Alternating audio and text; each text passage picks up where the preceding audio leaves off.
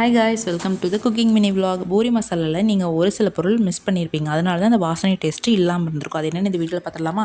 அதுக்கு பேன் வச்சு 2 table spoon oil விட்டுக்கோங்க. 1 டீஸ்பூன் கடுகு பொரிஞ்சதுக்கப்புறம் ஒரு கைப்பிடி அளவு கருவேப்பிலை, நீள்வாக்கில் வெட்டின 2 பச்சை மிளகா, 3 வரமிளகா, 1 டேபிள் ஸ்பூன் இஞ்சி பூண்டு பேஸ்ட்டு, அதோட பச்சை வாசனை போகிற வரைக்கும் வதக்கிக்கோங்க. நீள்வாக்கில் வெட்டின 2 பெரிய சைஸ் வெங்காயம், அது கூட தேவையான அளவு உப்பு போட்டுக்கோங்க.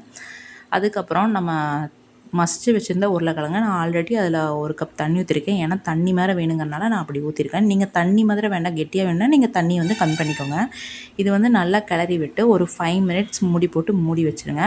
5 மினிட்ஸ் இருந்தால் போதும். ஏன்னா ஆல்ரெடி நம்ம உருளைக்கிழங்கு நல்லா வேக வச்சு தான் மசிச்சு வச்சுருப்போம். அதனால் 5 மினிட்ஸ்க்கு அப்புறம் மூடி ஓப்பன் பண்ணி பார்த்தா நல்லா கொதிச்சு வந்திருக்கும். அது கூட நறுக்குனா கொத்தமல்லியை போட்டு இறக்கிடுங்க. இந்த கன்சிஸ்டன்சியில் தான் இருக்கும். இது பூரி கூட வச்சு சாப்பிடும்போது அட்டகாசமாக இருக்குங்க. ஸோ இந்த மாதிரி வீடியோ பார்க்கணுன்னா நம்ம சேனலை சப்ஸ்கிரைப் பண்ணிக்கோங்க, ஃபாலோ பண்ணிக்கோங்க, பெல் ஐக்கானை கிளிக் பண்ணிக்கோங்க. Thank you guys.